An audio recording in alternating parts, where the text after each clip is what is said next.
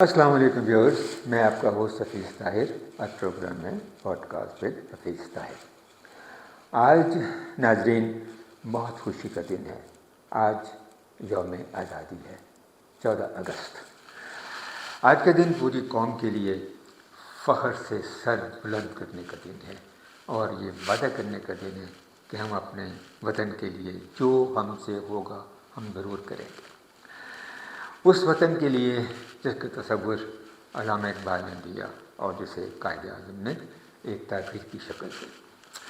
آج میں آپ سے یہ جو پوڈ کاسٹ ہے ذاتی حوالے سے شروع کرنا چاہتا ہوں، اگرچہ میرا قومی حوالہ بھی ہے، ایک نیشنل لیول کا ایک کنسرن بھی ہے، ایک رابطہ ہے اور ایک کانٹیکٹ ہے پاکستان کے ساتھ، مگر ایک میرا ذاتی حوالہ بھی ہے کہ میں بھی 14 اگست 1947 کے آس پاس پیدا ہوا یوں کہ میں چھوٹا سا تھا تو میرے والد محترم کوئی چلے گئے اور مجھے اسکول میں داخل کرانے والا سچ کوئی مرد نہیں تھا۔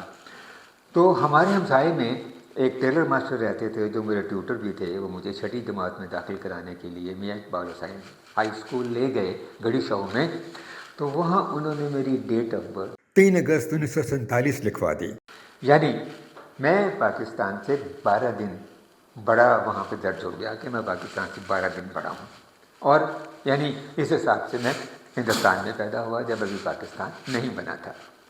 مگر جب میں ذرا سیانا ہوا تو میں نے اپنے کاغذات دیکھے تو اس میں میری جنم پرچی نکلی جو میرے والد محترم نے سنبھال کر رکھی ہوئی تھی، اس پہ میری ڈیٹ آف برتھ تھی 2 ستمبر 1947۔ میں انتہائی خوش ہوا کہ میں پاکستان سے 19 دن چھوٹا ہوں اور پاکستانی پیدا ہوا ہوں، اور یہ میرے لیے انتہائی طمانینت اور سکون کا باعث ہوا کہ میں پاکستانی پیدا ہوا۔ اس کے علاوہ ایک اور بھی میری بڑی ذاتی تعلق ہے 14 اگست کے ساتھ، وہ یہ ہے کہ آصفہ خان سے میری شادی بھی 14 اگست کو ہوئی، اور ایک اور تعلق اس میں سے یہ نکلتا ہے کہ آصفہ خان کی یوم پیدائش، آصفہ خان کا یوم پیدائش بھی 14 اگست ہے۔ 14 اگست 14 اگست 14 اگست، اس 14 اگست سے میری زندگی میں بہت اہم رول پلے کیا، اور میں 14 اگست کے حوالے سے آپ کو یہ بات بھی بتانا چاہتا ہوں کہ مجھے بارہا موقع ملا ملک سے باہر جانے کا، لیکن میں ملک سے باہر نہیں رہا۔ میں میٹرک کر کے 1963 میں فادر کے پاس گیا اور انہوں نے کہا کہ بیٹا ہم تمہیں انگلستان بھیج دیتے ہیں تاکہ تم وہاں جا کر تعلیم حاصل کرو۔ میں نے کہا نہیں ابا جی، میں اپنے ملک پاکستان جاؤں گا۔ اب دیکھیے 63 میں 16 ایئرز کا تھا، تو اب 16 ایئرز کے ایک بچے کے دل میں پاکستان کی محبت کس قدر تھی کہ اس نے انگلینڈ جانے کی بجائے پاکستان میں رہنے کو ترجیح دی۔ اسی طرح کا ایک واقعہ لیٹر آن ہوا جب میں نے ابھی پی ٹی ایس جوائن ہی کیا تھا، تو میرے فادر نے کوشش کر کے اسی کمپنی میں میری نوکری کرا دی جہاں پہ وہ نوکری کرتے تھے، اور میں وہاں جاتے ہی نوکری پہ جانے لگا۔ ایسے ہی 1-2 ہفتے وہاں یا 2-4 دن وہاں ملازمت کی ہوگی تو میرا دل نہیں لگا۔ میں نے سوچا نہیں حفیظ طاہر، پاکستان جاتے ہیں اور پاکستان جا کر وہاں پاکستان کی خدمت کرتے ہیں۔ تو یہ ایک جذبہ تھا جس نے مجھے کبھی بھی باہر نہیں رہنے دیا، اور اسی جذبے سے میں نے پاکستان کے لیے کام بھی کیا۔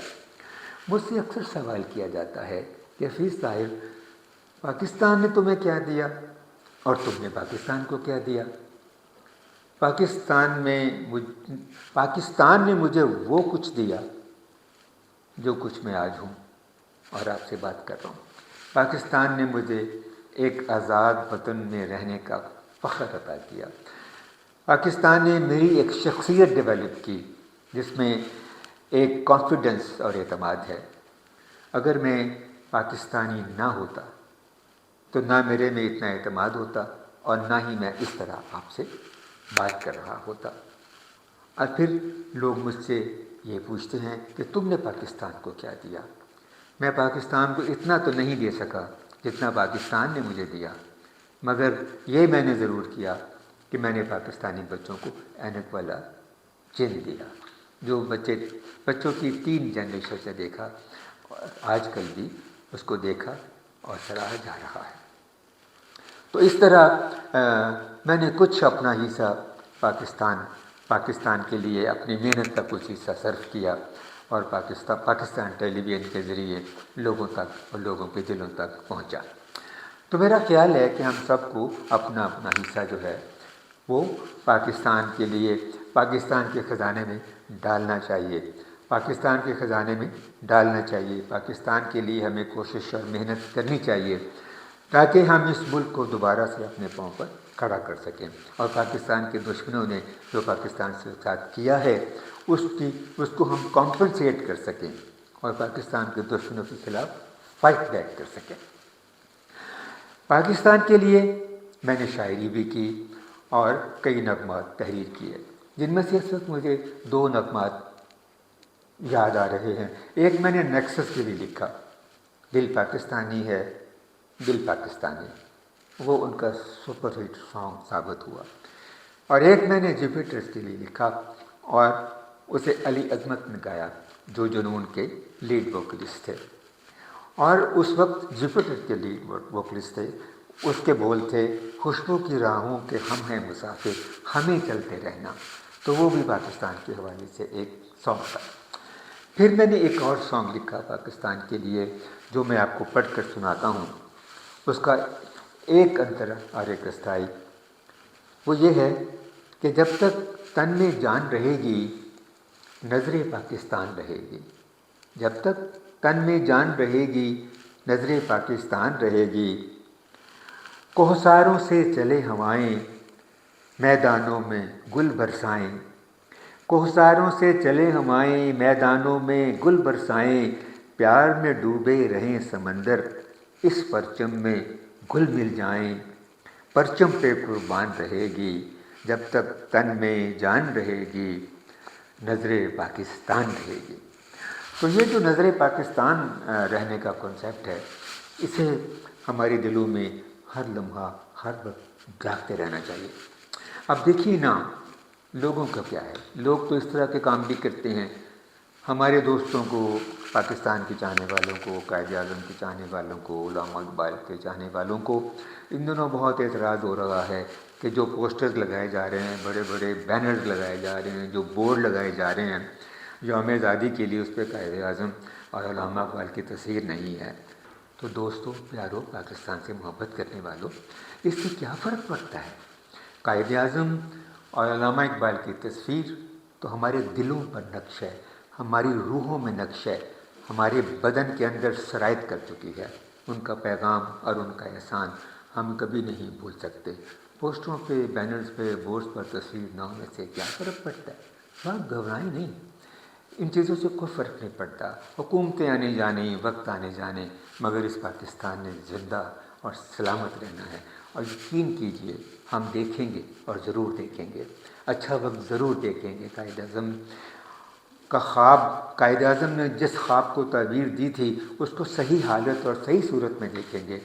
فیض صاحب کی ایک نظم ہے، میں آپ کو پڑھ کے سناتا ہوں، ہم دیکھیں گے، ہم دیکھیں گے، ہم دیکھیں گے، لازم ہے کہ ہم بھی دیکھیں گے، وہ دن کے جس کا وعدہ ہے جو لوح ازل میں لکھا ہے، وہ دن کے جس کا وعدہ ہے جو لوح ازل میں لکھا ہے، جب ظلم و ستم کے کوہ گراں، جب ظلم و ستم کے کوہ گراں روئی کی طرح اڑ جائیں گے، ہم محکوموں کے پاؤں تلے تب دھرتی دھڑ دھڑ دھڑکے گی، اور اہل حکم کے سر اوپر جب بجلی کڑ کڑ کڑکے گی، جب عرض خدا کے کعبے سے سب بت اٹھوائے جائیں گے، ہم اہل صفا مردود حرم مسند پہ بٹھائے جائیں گے، جب تاج اچھالے جائیں گے، جب تخت گرائے جائیں گے،